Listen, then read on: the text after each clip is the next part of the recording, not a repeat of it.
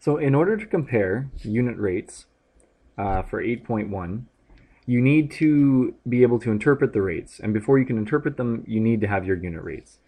So you need to basically have your cost per one, whether it's cost per 1 kilogram or time per 1 lap. It has to be a unit, and unit means per one for each one. Because once you have it per one, it's a lot easier to figure out for 50 or for 5.3 or for 23.8. You just multiply it by whatever your number is, right? So for example, we're going to compare and determine the lower rate. So I got 8 kilograms of cheddar cheese costs $68, or 12 kilograms of cheddar cheese costs $88.20. Well, this is why we need the unit rates. Find the unit rate. Because if you're just looking at these, this is 8 and 12. I can't really compare these. Yeah, I know this one's more money, but it's also more cheddar cheese. How much more? 4 kilograms. How much more money? Well, you know, $20.20. So you need to find the unit rate. So per 1 kilogram, how much does it cost? Per 1 kilogram. Well, for 8 to 1, right, from 8 kilograms to 1 kilograms, I divided by 8. So that means this rate, I also have to, or the amount of money I have to divide by 8 as well. So you take 68, divide by 8, and you get $8.50. So it's $8.50 per kilogram. This one, again, I want it per kilogram, per 1 kilogram. So from kilograms to kilograms, from 12 to 1, I'm dividing by 12. So I have to divide my amount of money by 12. So again, I take $88.20, I divide by 12, and I get $7.35. $7.35. It's close, it's like $1 off, but this one's actually cheaper. B, cheaper. But really the only way to figure that out is by finding unit rates per one. Okay, per 1 kilogram, per 1 lap, or whatever. Figure it out. It's kind of like simplifying fractions. You divide the top and the bottom by the same value. Example 2. Here we're given a graph, and this is a graph of an ATV for distance over time. So I got distance up here, time along the bottom. Usually time is almost always along the bottom. And I give you some questions based on this graph. First one, over which interval is the ATV slowest? Well, let's see. As time goes from 0 to 10, from 0 to here, which is, this is 5, 10, so 5, say like halfway in between would be like 7.5. So you basically, what you want to do is you want to look at the slope of the graph, right? You want to say, okay, well this slope of the graph is sloped not much, a little bit steeper than this slope.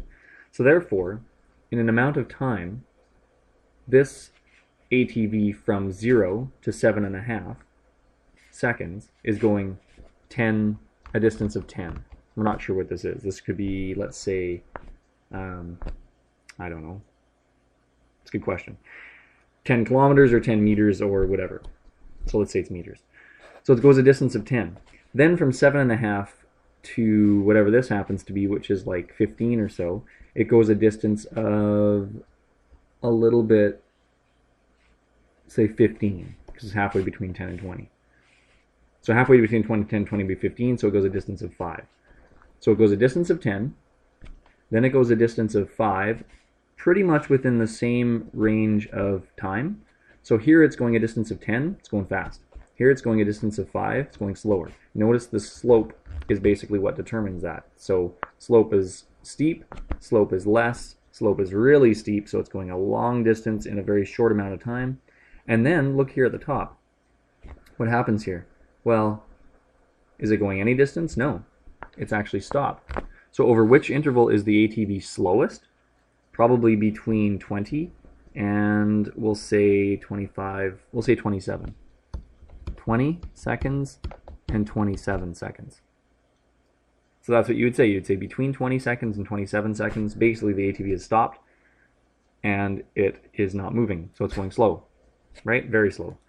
What about the fastest? Well, again, we want to look at slope, right? So here it's got a steep slope, not so steep, very steep slope. Here it's got another very steep slope.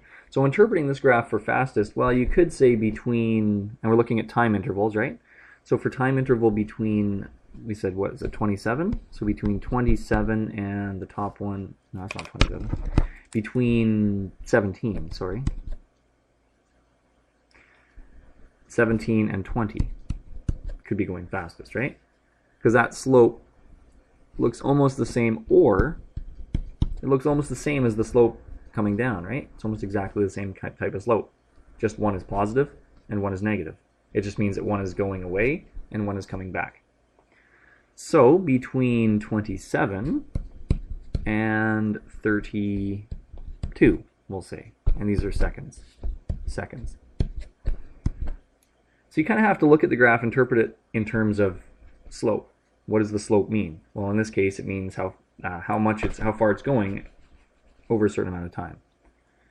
When does the ATV start to return to its starting position? Well, its starting position is at 0, right? When does it return? Oh, it returns right here. When does it start to return? Up here, right? That's what I said, it's coming back. So it starts to return at about 27 seconds. And then what does a 0 slope, horizontal, which is right at the top, mean in context of this graph? And we said that the ATV is stopped. It's not going anywhere, right?